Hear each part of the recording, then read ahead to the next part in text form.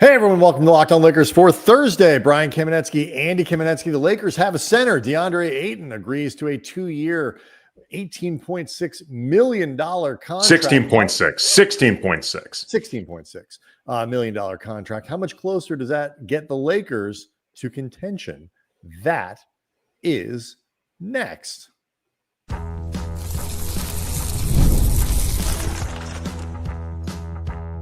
You are Locked On Lakers, your daily Los Angeles Lakers podcast, part of the Locked On Podcast Network, your team every day.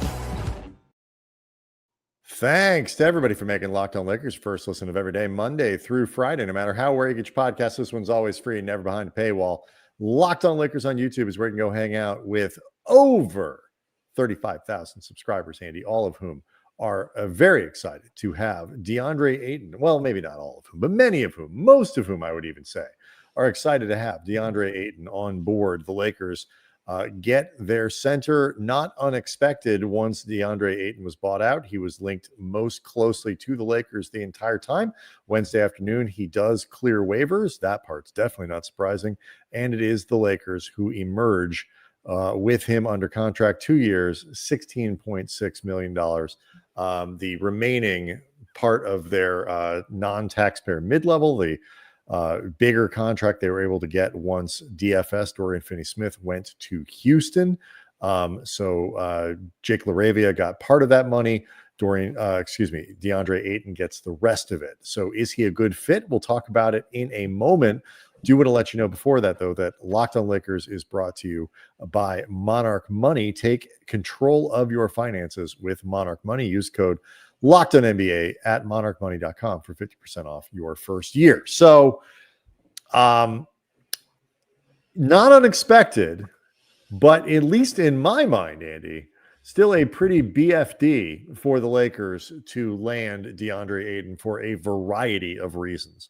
Yeah, this was huge in terms of the Lakers looking to find a center through free agency. We've talked about this before. They were very limited in terms of their resources to do really anything, much less find a center through free agency. They were dealing purely with exceptions, vet minimums, that sort of thing. And it felt like until Deandre Ayton became a very surprise candidate through this buyout with the Blazers, that if the Lakers were going to find a definitively starting caliber center for this season, it was going to have to be through trade, because the options were so few for the Lakers to begin with guys who you could even just plausibly talk yourself into as a starter, much less the guys that you know are at that caliber. Deandre Ayton has had his detractors, whether you're talking about media, whether you're talking about the teams that have employed him. I think it is safe to say that he has not lived up to the billing and the hype since getting drafted number 1 overall, ironically, ahead of new teammate Luka Doncic. But it doesn't change the fact that he is definitely a starting caliber center in the league. And whatever questions exist about motor, true desire, true passion for basketball, when you are putting up 14 and 10 with 3 of those rebounds on the offensive glass, a block a game, and some of the other numbers we'll get into, you clearly are doing something productive, because you don't just fall into that stuff. I think, look, there's a lot to this conversation that I think, quite frankly, many of the people kind of in the chattering class, we're talking about, basketball, social media, and even some people who kind of do this professionally they're getting this wrong. And how they're getting it wrong is I'm supposed to believe Deandre Ayton turns the Lakers into favorites. I'm supposed to believe that Deandre Ayton makes them, instant contenders. So something like, that suddenly he's going to become this consistent all-star player and this and that, whatever. And the answer to that is no, you are not supposed to believe these things.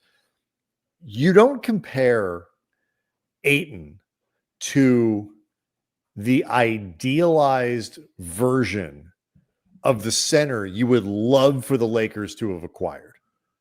You compare Ayton to the players that they had available to them. And then you have to compare it to, let's say, like, what if I stipulate this, Andy? Deandre Ayton fixes none of the issues that have dogged him throughout his career. Doesn't get that much more professional. Still is a little bit disappointing. Still has moments where he completely checks out and just is a frustrating player. That guy is still light years better than Jackson Hayes. Yeah. Who was the only center the Lakers really, at least, and he wasn't even on the roster, but theoretically. No, the only center on the roster right now that is definitively on the team for next year is Trey Jemison III on a two-way deal. And you and I have been actually, I was talking earlier with Nick Angstadt from Locked On Mavs, Locked On NBA, the channel manager for the entire network of NBA shows here at Locked On. And he did note, and you and I have been derelict in this, Maxi Kleber is on light I always forget. No, we have, because when no, it's 100%. Always forget, but he's okay. Fine. Ayton is light years better than Maxi Kleber too. Sure, and Kleber is arguably as much of a 4 as a 5 or whatever. I'm just saying my whole point is we've been forgetting to mention him among the centers who won't cut it. Right. That's my point. There's a reason you forget him. Deandre Ayton is one of these guys for whom the pendulum has swung too far the other way, where people look at him and say, "Oh, this guy's trash." He has never, disappointing his career may be, and for some people in a lot of ways, he's never averaged fewer than 10 rebounds. He has been a reliable 14 to 18 point scorer every year of his career. He put up, depending on, whose metrics you believe and this and that, whatever, put up some pretty good numbers in Portland on a disorganized team, particularly in the first part of that year. Ayton is far better than anybody the Lakers could have had access to before that buyout, realistically had access to. And the Lakers are getting him at a cost, $8 million for this year with the player option that Ayton, I'm sure, hopes he won't exercise because he'll have outplayed that contract for next year. That is less money than San Antonio is paying yearly for Luke Cornett. It's less than the Clippers are paying Brook Lopez to be their backup. And this is critical. The Lakers didn't send anything out to get him. So they don't have extra roster spots to fill now because they made a trade that opened up holes that they now have to fill. They have those contracts that they can use to try to maybe swing another trade, or you come into the season with those players on your roster. But, somebody asked me earlier today on Twitter at Cam Brothers, it's a great comment, Mr. TD. Ayton has absolutely found money. But like somebody asked me, is he better than Mark Williams? I think so. But, whether you disagree, you might think Mark Williams is a little better than Deandre Ayton. I don't. If nothing else, you can believe in the upside of Mark Williams more, if for no other reason than Mark Williams. The main reason I think he's been considered a disappointment is purely because he hasn't been able to stay on the court. Whereas Deandre Ayton has been around longer, disappointing people. At the very least, you can believe in an upside of Mark Williams more than, fair or not, I think people will believe in an upside for Deandre Ayton. Sure, but Ayton, you could also argue Ayton's disappointing production is still better than Williams's. But what I can guarantee you that Ayton is he is definitely better than Williams, like plus connect and a first rounder and a swap. Ayton is definitely more valuable than all of those things put together, because that's really, you got to factor in what the Lakers were giving up there. So, I mean, I think the point of this exercise is that I do think there is tremendous upside, and we'll talk about the fit in the next segment, but the Lakers stopped the bleeding here. Have they had as good of an offseason as Houston or Denver? They have not, and it would have been almost impossible for them to do it. But what they've done is they still have Luka Doncic, they still have LeBron James, they still have Austin Reeves.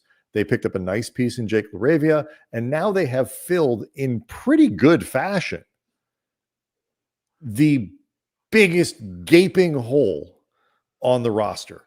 And that gives them a chance. Well, you mentioned that, people asking you, does DeAndre Ayton, I can't believe Laker fans are trying to talk themselves into DeAndre Ayton making them a contender. And DeAndre Ayton makes them better, for all the reasons we talked about definitionally, because they didn't have someone of his caliber before, short of another trade as unexpected as what happened with Luka. Ultimately, if the Lakers become a contender this season, it's because we're going to see the most actualized version of what Luka, LeBron, and Austin can do together. After the break, though, I want to tell you, I think you're right there, but this influences that. And that's what I was going to say. I'll explain why next. Locked on Lakers is brought to you by Monarch Money. Have you ever checked your bank account and just wondered, where did all the money go? Between dining out, online shopping, entertainment, for me lately, pet bills, veterinary bills, they're expensive. It is easy to lose track. And that's why our Monarch Money comes in your personal CFO, giving you full visibility and control over your finances. Monarch Money is not just a budgeting app, it is a complete financial command center. You can track all of your accounts, investments, and spending all in one place, so you can stop just managing your money, stop worrying about this, and start building your wealth. Instead of juggling multiple apps, you can use Monarch to check your finances, track spending, even plan long-term goals. Managing money with your partner, it's smoother than ever because you can track shared and personal accounts, set goals, stay on the same page without the stress. Take control of your finances with Monarch Money. Use the code LOCKEDONNBA at monarchmoney.com for 50% off your first year. That's monarchmoney.com, code LOCKEDONNBA for half off your first year. So I think, Andy, to be honest with you, some of the frustration from people and the downplaying of the Ayton thing comes from general frustration that Rob Pelinka has either sold his soul to the devil or is just the luckiest damn GM you will ever find anywhere, because these things just keep kind of falling out of the sky for him. Luka Doncic, at a time where the Lakers were in a really challenging spot, it's just given to him by Nico Harrison. Essentially, Nico rescues the next decade of Lakers basketball for the Lakers and didn't even exact a king's ransom to do it. This isn't that, but it's a small scale version of it. The Lakers had no real good exit plan here to try to solve their center problem. And all of a sudden, DeAndre Ayton, who wasn't necessarily expected to be on the market, as a free agent going into the summer, is available to the Lakers for less than a full mid-level. He's not an $8 million player, frustrating as he is. He's much, much better than that. And the fit, they didn't even have to cram in a guy, Andy, and we'll talk about fit here, who is really super awkward. He's good, but it doesn't really work. If you drew up what you'd want in a 5 from a skill set standpoint, Ayton to play with Luka, Ayton ticks not every box. I was going to say, but most of them. He ticks a lot of them offensively. I think defensively, he does not check exactly the boxes that you'd want, particularly for a center that has to be a backline behind Luka, behind Austin Reeves, behind almost 41-year-old LeBron. Over the course of 82 games, we saw how when LeBron really wants to crank it up, he can, but that is going to be difficult over the course of an entire season the older LeBron gets. But offensively, he ticks an awful lot of the way Luka likes to use his big men. As far as the idea of something falling into Rob's lap yet again, you can trace this all the way back to he was not the one holding the meeting with LeBron. That was Magic, but he was Magic's top lieutenant. Then a lot of the work getting Anthony Davis here was really done by Clutch, forcing the issue, and then, a relatively straightforward negotiation, things like that. But even Deandre Ayton I am guessing, this is pure speculation, but I doubt it is that off base. Ayton and Luka have the same agent. And it would not be shocking to me at all if Bill Duffy, their agent, gave Rob a heads up. Hey, my client is likely going to have a buyout coming, and I think he would be very interested in playing for the Lakers before you start getting really deep into negotiations that could take you out of a position to either want or need Ayton or to get him. Keep your eye on this. I would be very surprised. So that feels pretty even clear when they signed LaRavia that they had a good, look, you never know. Somebody swoops in with, $15 million to offer, whatever it might be. It could be different. And look, for a little while, it looked like Milwaukee could give a full mid-level to somebody like Ayton. And then they did just a good or bad idea. Big swing, in stretching Dame and signing Turner, like all of a sudden, well, they're off the table. And that basically leaves the Pacers as a team to do it. And quite frankly, if you're a guy who's trying to, wants to look good, show you can play winning basketball and really rehab your image, Luka Doncic has made every center he's ever played with look fantastic. As an example, we talked about skill sets that Deandre Ayton has that work well with Luka Doncic. He is a very, very good target if you want to throw up a lob and have somebody catch it and finish on a dunk. Last year, Deandre Ayton, 14 points, 10 rebounds, 3 on the offensive glass, but also in 40 games last year, 71 dunks. In 2 seasons ago, in 67 games, 110 dunks. He has had over 100 dunks in, I believe, at least 2 seasons, another couple in the 90s. Last season, he was 96.2% converting alley-oops of any kind, 31 of 31 for alley-oop dunks. I would think so. Well, no, but 15 of 16 for alley-oop layups. That's where the percentage went down a little bit. The year that he played with CP3 and went to the finals, I looked it up, 110 out of 115 on dunk attempts. Like, he is very automatic in that range, throwing down. And between Luka and LeBron, who is certainly no slouch in this regard, and even Austin Reeves, he is going to have a lot of spoon-fed opportunities. Right. That's the thing. And the Lakers missed that. He is a lob threat. He's an excellent pick and roll center. He's got a little bit of a mid-range. He's not a 3-point shooter, but he's got a little bit of a mid-range game. He's an excellent 3-point shooter. Pick and roll player. He is very good on the offensive glass. Defensively, he's a very good defensive rebounder.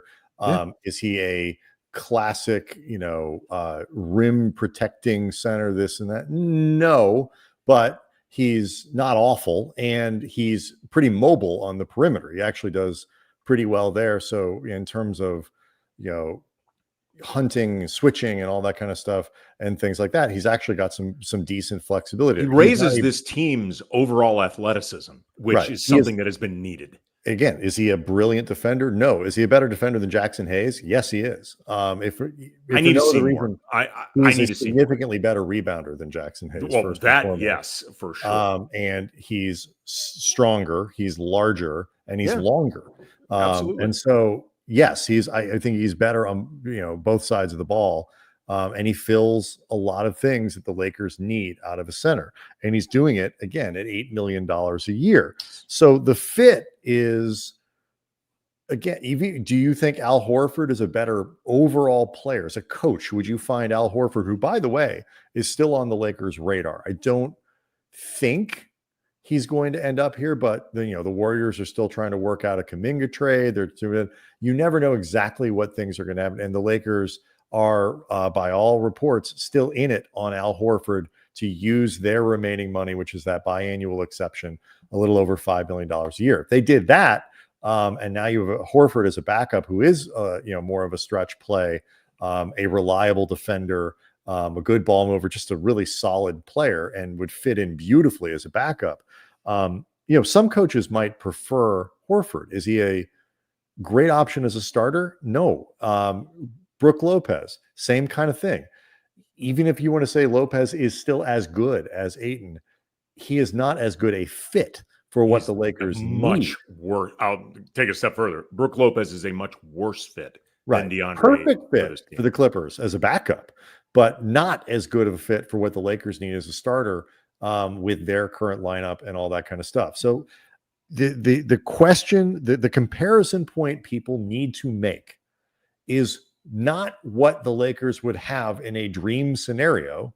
It's what the alternatives were. And you compare this, like I did the squad show for for the Locked On Network. I believe that'll post sometime on Thursday. It's a ton of fun. Bunch of guys from around the network, all just talking about free agency. And somebody asked the question, would you just have traded, set money aside and legality and all that kind of, just straight up, would you trade Dorian Finney-Smith if you were the Lakers for DeAndre Ayton? And the answer for me was absolutely. Like, there's no question I would have made that trade. They have more ways to replace, even before Jake LaRavia was there, and I think LaRavia is in some respects a replacement for DFS. He also could be viewed as a potential replacement for Dalton Connect, but he's in the family, if nothing else. But on this roster, even as somebody who thinks DFS, there will be times where he is missed. They have more avenues on this roster for replacing DFS than they had for DeAndre Ayton. Like, they need DeAndre Ayton more than they need DFS, even if you believe in DFS as a player and a reliable presence. And by the way, I don't blame you if you do, but they actually need DeAndre Ayton more. Right. And so, like, would you make that swap, which is kind of what they did? It's DFS. In a roundabout way, yeah. In a roundabout way, they've essentially traded DFS on their roster. They've swapped out DFS for Ayton and LaRavia. And, that to me is not a bad trade. Not a bad trade. It's just like, from a position of need and from a question of talent.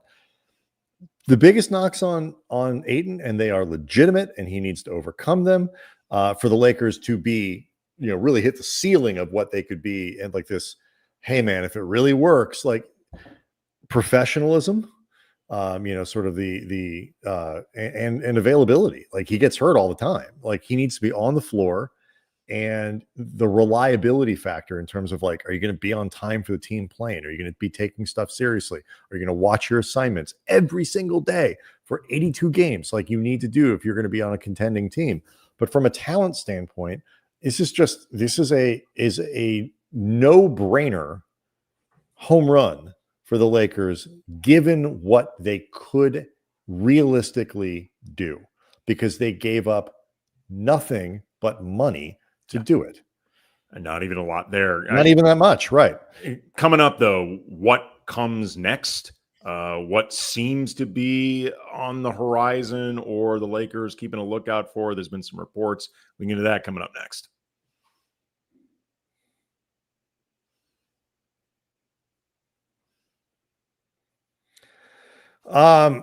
There are other names out there percolating. We mentioned Al Horford as an option. The Lakers are still very, very tightly connected to DeAnthony Melton. He's a 6'3", I believe he is, a two guard essentially. Was a big addition for the Warriors last year and then tore up his knee. So, assuming he's healthy, though, he comes with a great defensive reputation. So he is on the Lakers' radar. I loved him at SC. Yeah. There is still some talk. The Lakers obviously will need to try to fill out their backup center position. Nick Richards, who's in Phoenix right now, is a candidate for that, whether the Lakers would trade for him or more likely wait for him to get bought out, which is a potential option with the Suns. Richards played better in Charlotte last year than he did in Phoenix, but would still be a pretty nice backup to Ayton. The Suns are kind of where players' spirit goes to die. So, I mean, like, in fairness to Nick Richards, who our everydayers and regular listeners and viewers know, I was driving the train to try to bring in Nick Richards before he ended up getting moved to Phoenix, because I thought he was potentially starter caliber for this team. Actually, I was driving that train before. He would have started for the Lakers. Well, no, I was now that I think about it, I was thinking about the timing. I was actually driving that train when Anthony Davis was on the team. I wanted Nick Richards to be AD's backup. Right. But then he would have absolutely post-trade started over. It's interesting. I mean, maybe he does get bought out, and that would be more potential good fortune for the Lakers. Brett Siegel from Clutch Points had a report that the Lakers have had conversations with New Orleans about Yves Missi, which that might change now that Deandre Ayton is in hand, potentially, just because I don't know if Missi is a young developing player who I believe has been starting in New Orleans. I don't know if he started last year, all year. Right. I don't know if you want to start regressing him, and I don't think you want to start this partnership off with Ayton by moving him to the bench. And right now, New Orleans is such a wild card trying to figure out what the F they're doing over there with their roster construction. I don't even know. Well, the only reason, I mean, the idea that they would trade Missi doesn't make a whole lot of sense. And the Lakers don't have a ton of stuff that in theory really matches with what New Orleans would do. The only reason you would say it's worth kicking the tires on is because Joe Dumars is over there just doing wacky stuff. Right. That's what I'm saying. It's been such who knows? It's been such a wild card. It doesn't make sense, but at the same time, they've been adding and drafting all these front court players who seem redundant together.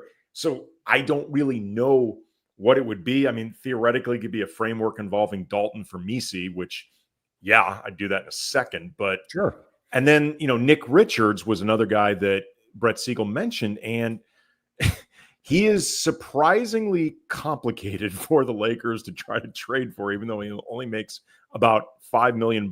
Like, I think I speak for you. I would not give up Dalton Connect for a backup center on an expiring deal.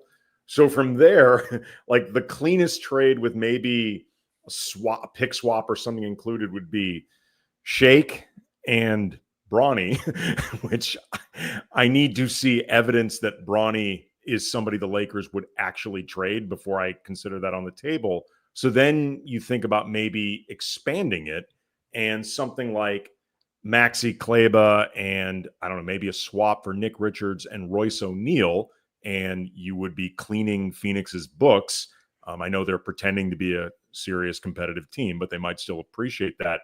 But it would dip into that rumored, that I don't particularly believe, 2027 offseason where they want the clean, pristine books that will be unsullied. You would have to have a year of O'Neal at least potentially there. But, Maxi Kleber and the filler for Richards and O'Neal, I would certainly consider that. Sure. But the only thing the other thing too is that you can use that BAE as a trade exception. I don't know exactly how that would work mechanically, but you can trade into it that way. So that is true. That is an option. Yes. I stop once aside from that, I stop pretending like I completely no. That I don't know. Yeah. The how, like, are there other rules about where you are, relative past? Yeah, no, but that is a possibility as well. And, whatever. So we'll see. But the Lakers, this maneuver, it frees, they whether they end up with a backup center with the rest of their money, whether they go get a guy like Melton, who would be very, very handy as a bench rotation guy, as a better version of Gabe Vincent as a backcourt defender, or any of that stuff.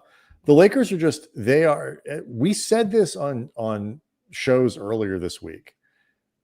As we're not here caping for Rob, never have been. And do I consider this great GMing work?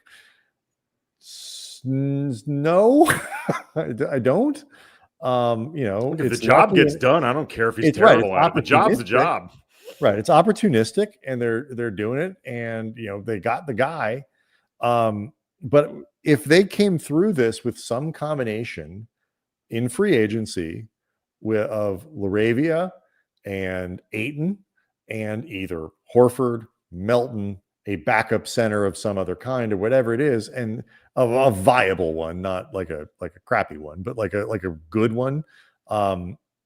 That's pretty good. Like that, you're doing good work in that case. If you then can make smaller trades that fill other holes, balance the roster out a little bit better, that's great too. But you know what? If you go into the season with a starting lineup of Luka, LeBron, Reeves, Rui, and Ayton, I mean, I understand that's not going to get people excited like Denver. It's not going to get people excited like Houston now that they've added KD to a team that was a 2 seed, despite averaging like 34 points a game, and now they've added Kevin Durant. Like, those teams are better than the Lakers.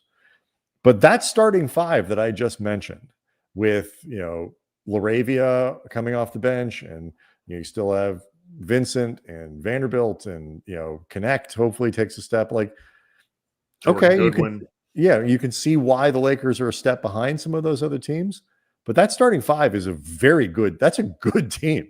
Like, the problem with the Lakers isn't that they've fallen way back relative to where they were last year. It's just that other teams have made more progress this offseason. The Lakers still have 3 excellent players and a 4th player in Rui Hachimura, who is, pretty good, and now have filled that role with a guy with, I'm not going to say all-star talent, but sort of all-star adjacent level capabilities, especially playing with Luka. I don't know if he's going to get there. And, getting there is how the Lakers, again, one of the ways the Lakers get as far as they could possibly go. But their floor goes up immensely over what they were earlier this week by adding Ayton, even again, if he doesn't address a single one of his shortcomings as a player.